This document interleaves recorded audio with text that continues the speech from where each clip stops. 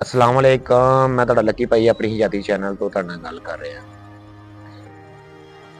गल ये कर रहा वा कि एक बंदा सीगा, एक ना ਉਹ ਨਾ ਫੈਕਟਰੀ ਵਿੱਚ ਕੰਮ ਕਰਦਾ ਸੀ ਵੈਲਡਿੰਗ ਦਾ ਕੰਮ ਕਰਦਾ ਸੀ।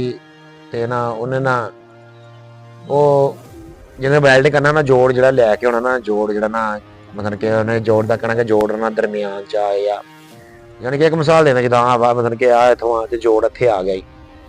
ਉਹਨੇ ਨਾ ਦਿਖਾਉਣ ਜਾਣਾ ਕਿ ਭਾਈ ਆ ਦੇਖੋ ਜੀ ਵੈਲਡ ਕਰਤਾ ਸਹੀ, ਉਹਨੇ ਕਹਿਣਾ ਨਹੀਂ ਜੋੜ ਇੱਥੇ ਨਹੀਂ, ਇੱਥੇ ਹੋਣਾ ਚਾਹੀਦਾ ਸੀ। ਅੱਛਾ ਜੀ, ਉਹਨੇ ਮੁੜ ਕੇ ਕਹਿਣਾ ਨਹੀਂ, ਜਦੋਂ ਉਹਨੇ ਇੱਥੇ ਲਾ ਕੇ ਜੋੜ ਇੱਥੇ ਦਿਖਾਉਣ ਜਾਣਾ ਭਾਈ ਜੀ ਆ ਦੇਖੋ ਜੀ ਜੋੜ, ਉਹਨੇ ਕਹਿਣਾ ਇੱਥੋਂ ਨਹੀਂ ਇੱਥੇ ਆ। ਅੱਛਾ ਜੀ, ਉਹ ਬੰਦਾ ਬੜਾ ਤੰਗ ਹੋ ਗਿਆ ਅਫਸਰਾਂ ਤੋਂ ਯਾਰ ਕਿ ਅਫਸਰ ਜਿਹੜੀ ਚੀਜ਼ ਨੇ ਨੁਕਸ ਕੱਢ ਦੇਣਾ ਕਿ ਆ ਹੁਣ ਕਰ ਦਿੱਤਾ ਵਾ ਠੀਕ ਆ, ਅਗਲੀ ਵਾਰੀ ਜੋੜ ਇੱਥੇ ਕਰ ਦੇ, ਯਾਨੀ ਕਿ ਉਹਦੀ ਚੀਜ਼ ਤੋਂ ਨਾ ਰਾਜ਼ੀ ਨਾ ਹੋਏ। ਤੰਗ ਬੜਾ ਹੋ ਗਿਆ। ਜਦੋਂ ਬੰਦਾ ਤੰਗ ਹੋਵੇ ਨਾ ਫਿਰ ਤੈਨੂੰ ਪਤਾ ਹੀ ਆ ਕੋਈ ਨਾ ਕੋਈ ਉਹਦਾ ਹੱਲ ਕੱਢਦਾ ਹੀ ਆ, ਠੀਕ ਹੈ ਨਾ। ਉਹਨੇ ਨਾ ਚੀਜ਼ ਨਾ ਜਿਹੜੀ ਤਿਆਰ ਕਰਦਾ ਸੀ ਨਾ, ਤਿਆਰ ਵਿੱਚ ਉਹਨੂੰ ਪਤਾ ਸੀ ਯਾਰ ਨੁਕਸ ਤਾਂ ਉਹਨੇ ਕੱਢਣਾ ਹੀ ਕੱਢਣਾ।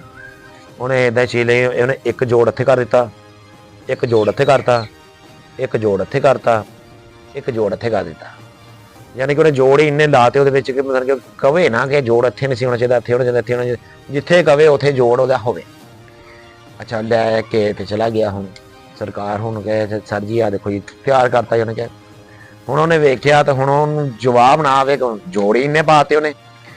ਹੁਣ ਬੰਦਾ ਪਹਿਲੇ ਅਗਲੇ ਬੰਦੇ ਨੂੰ ਸਮਝਾ ਦੇ ਕਿ ਯਾਰ ਠੀਕ ਆ ਤੇਰਾ, ਠੀਕ ਆ ਨੁਕਸ ਕੱਢਣੇ ਨਾ। ਕਈ ਅਫਸਰ ਹੁੰਦੇ ਨਾ ਜਿਨ੍ਹਾਂ ਨੇ ਅਫਸਰੀ ਲੈਣ ਦੇ ਵਿੱਚ ਅਫਸਰੀ ਐਵੇਂ ਝਾੜ ਨਹੀਂ ਹੁੰਦੀ, ਯਾਨੀ ਕਿ ਕੰਮ ਬਿਹਤਰੀਨ ਵੀ ਆ ਜ਼ਬਰਦਸਤ ਵੀ, ਉਹਨੇ ਫੇਰ ਵੀ ਕਰਨਾ ਨਹੀਂ ਜੀ ਤੂੰ ਆ ਇੱਦਾਂ ਨਹੀਂ ਕੀਤਾ, ਤੂੰ ਆ ਇੱਦਾਂ ਕਰਨਾ ਸੀ, ਯਾਨੀ ਕਿ ਤੂੰ ਟੇਬਲ ਐ ਨੂੰ ਕਰਕੇ ਰੱਖਿਆ, ਇਹਨੂੰ ਥੋੜੇ ਐ ਨੂੰ ਕਰਕੇ ਰੱਖਣਾ ਸੀ, ਥੋੜੇ ਐ ਨੂੰ, ਉਹ ਯਾਨੀ ਕਿ ਐਫੀਸ਼ੀਐਂਸੀ, ਯਾਨੀ ਕਿ ਵੈਰਾਈਟੀ ਮਾਰਨੀ। ਹੁਣ ਅਫਸਰ ਹੋਣੀ ਦੇਖਣ ਹੁਣ ਜੋੜ ਦੇ ਵਿੱਚ, ਹੁਣ ਜੋੜ ਤੇ ਉਹਨੇ ਇੱਕ ਦੀ ਜਗ੍ਹਾ ਤੇ ਉਹਨੇ 700 ਜੋੜ ਲਾਤੇ, ਯਾਨੀ ਕਿ ਹੁਣ ਕਵੇ ਹੀ ਨਾ ਉਹਨੂੰ ਇਹ ਹੁਣ ਕਿ ਸਰਕਾਰ ਹੁਣ ਦੱਸੋ ਜਿੱਥੇ ਜੋੜ ਕਹਿੰਦੇ ਉੱਥੇ ਜੋੜ ਕਰ ਦਿੱਤਾ, ਜੋੜੋ ਜੋੜ ਹੀ ਕਰ ਦਿੱਤਾ। ਕਹਿੰਦਾ ਹੁਣ ਸਰ ਦੱਸੋ ਕਿ ਕਿੱਥੇ ਕਰਨਾ।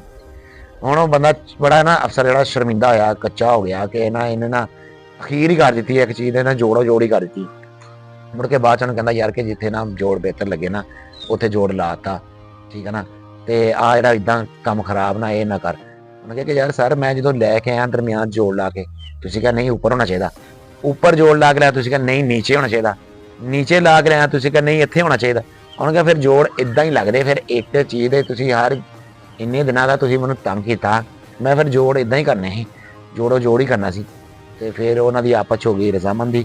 ਫਿਰ ਮਤਲਬ ਕਿ ਉਸ ਤੋਂ ਬਾਅਦ ਅਫਸਰ ਨੇ ਵੀ ਉਹ ਐਫੀਸ਼ੀਐਂਸੀਆਂ ਮਾਰਨੀ ਛੱਡ ਦਿੱਤੀਆਂ। ਉਹਨੂੰ ਪਤਾ ਲੱਗ ਗਿਆ ਕਿ ਜਿਹੜਾ ਵਰਕਰ ਹੁੰਦਾ ਜਿਹਨੇ ਕੰਮ ਕਰਨਾ ਹੁੰਦਾ ਉਹਨੂੰ ਪਤਾ ਹੁੰਦਾ ਕਿੱਦਾਂ ਕਰਨ ਦਿਆ ਹੁੰਦਾ, ਠੀਕ ਹੈ ਨਾ। ਜਿਹੜੇ ਦੂਸਰੇ ਹੁੰਦੇ ਉਹਨੇ ਤਾਂ ਕਹਿਣਾ ਹੀ ਹੁੰਦਾ ਕਿ ਇੰਜ ਨਹੀਂ ਆ ਇੰਜ ਕਰ ਦਿਓ।